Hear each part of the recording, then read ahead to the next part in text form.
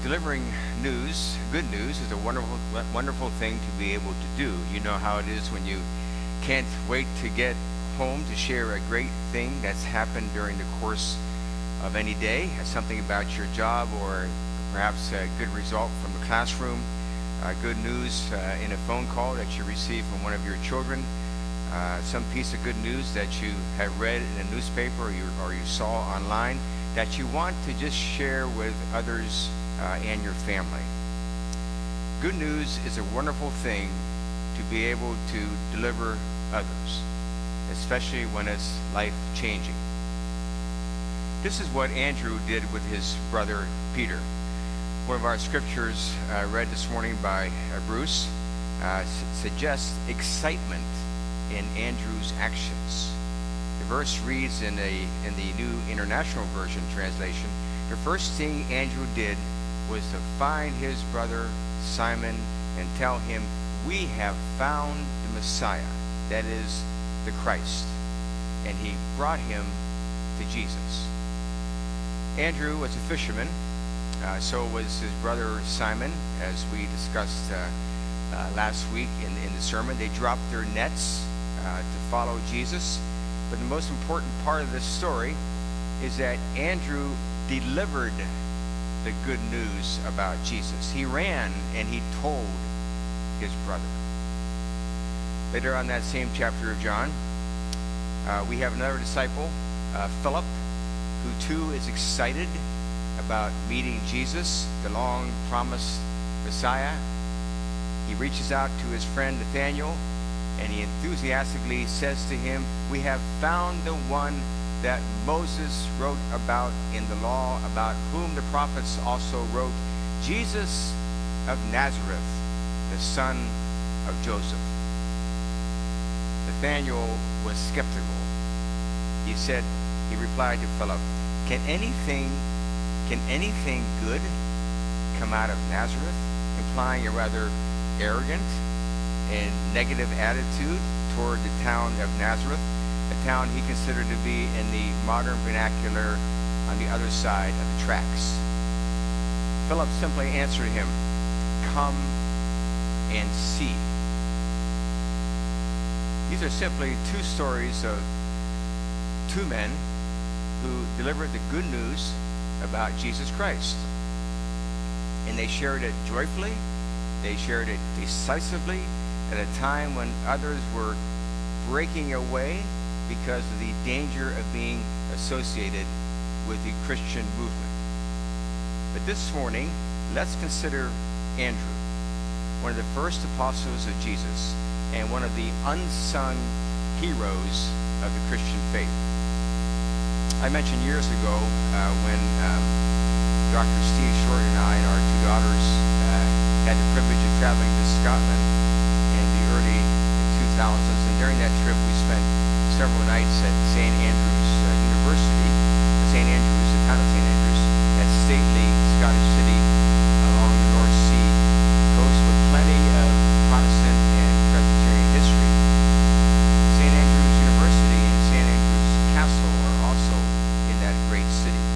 The castle, St. Andrews Castle, is notorious for many things, including a famous dungeon which imprisoned 16th century Protestant reformers, including a man by the name of George Wishart, who was martyred by being burned at the stake right in front of the castle. Presbyterian reformer John Knox wanted to follow suit with the same sacrifice until Wishart told him one is sufficient for one sacrifice. Ultimately, reformers, including John Knox, gained control of the castle and formed the first Protestant congregation in Scotland. Now, all this talk of St. Andrews has a purpose. Andrew,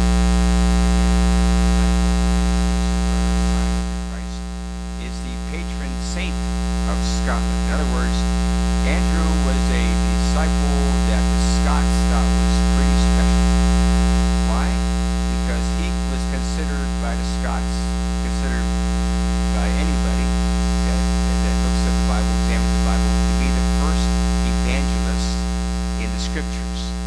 first to deliver the story. They're first to pass along the good news of Jesus Christ.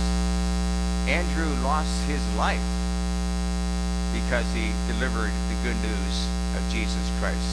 Simon Peter lost his life for the same reason, more than likely under the persecution of Roman Emperor Nero, as did the Apostle Paul, who lost his life for spreading the good news. Delivering the good news at that time came with an awful big cost. The lives of Andrew, Peter, Paul, and many of the other disciples lost their lives, literally. Now, we had the advantage today of not living under the threat of religious persecution. As a matter of fact, we are so free in the practice of our faith and have been for a long time that it's very easy to take it for granted. Many of our forefathers came to this country escaping the threat of religious persecution. In America, they discovered a freedom unlike they had ever known before, and with this freedom, many of them openly and decisively shared their faith with others, as did Andrew. Different expressions of Christianity rapidly spread across the country because there were so many who wanted to deliver the story. God depends on every generation.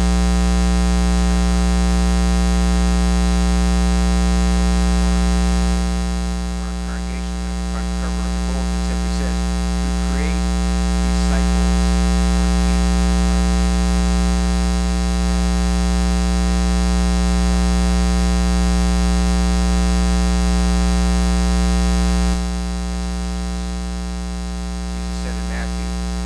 You are the light of the world. A city set on a hill cannot be hidden, nor does anyone light a lamp and place it under a bushel, but they place it on a lampstand for everyone to see. So must your light shine before everyone in the house. Now, Jesus is telling us a couple of things here. First, Christianity is the hope of the world. In a world filled with darkness in many corners, pessimism in many people's souls, little hope in the hearts of those who are looking for a way out of their despair, the gospel offers promise. It offers promise by showing others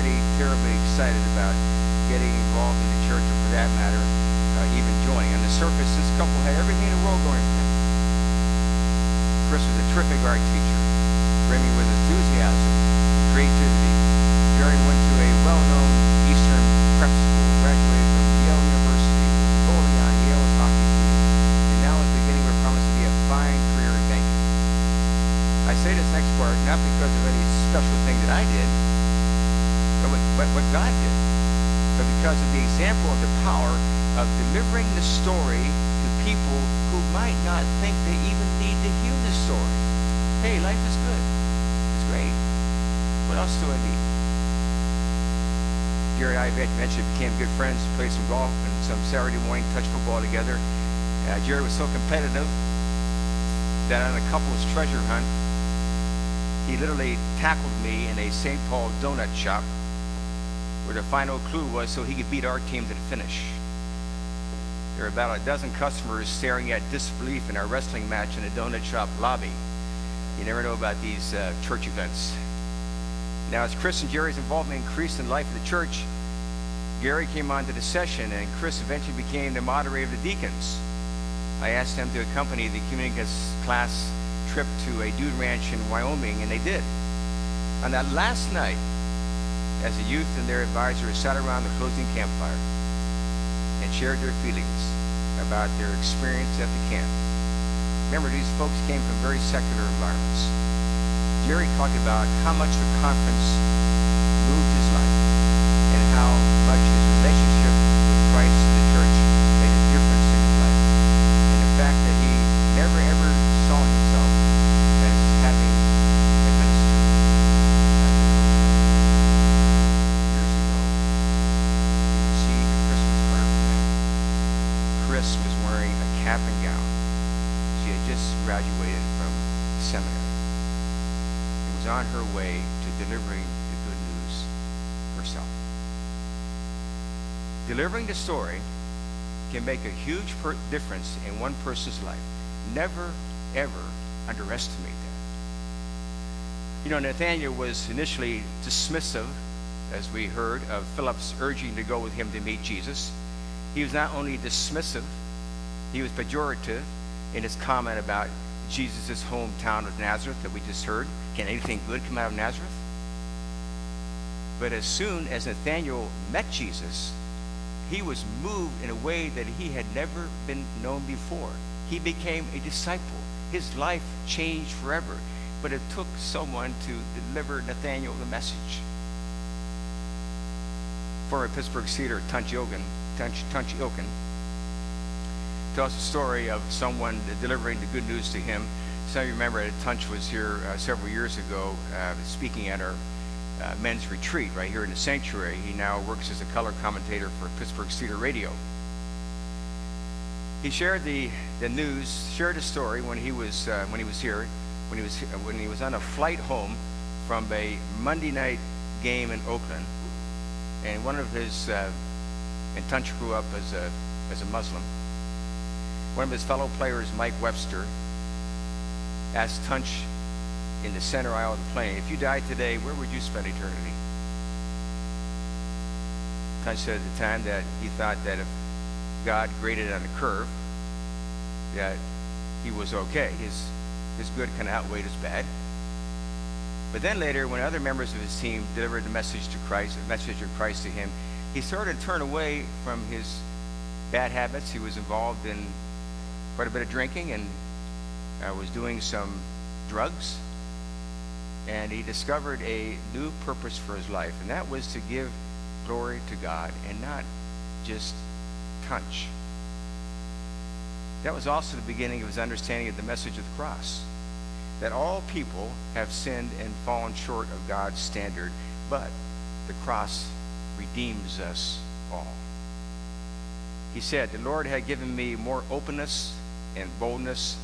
I became more others-centered and caring. He helped me realize that it's not just for myself that I'm doing this.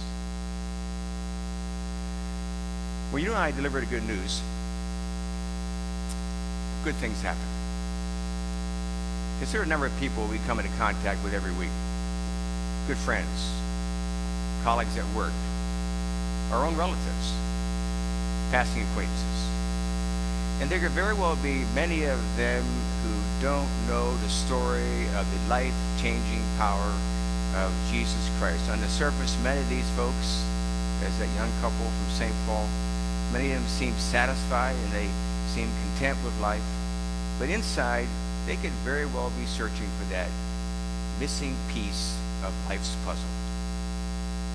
To this end, Jesus tells us, "Go ye into the world and make disciples of all the nations." Andrew's greatest recorded achievement was making a very simple introduction. "Jesus, I would like you to meet my brother Peter." Yours and my greatest achievement on behalf of the kingdom will be to introduce someone to Christ. It's an opportunity to enrich someone else's life. And it can begin with a simple invitation to church. Someone out there in this community is waiting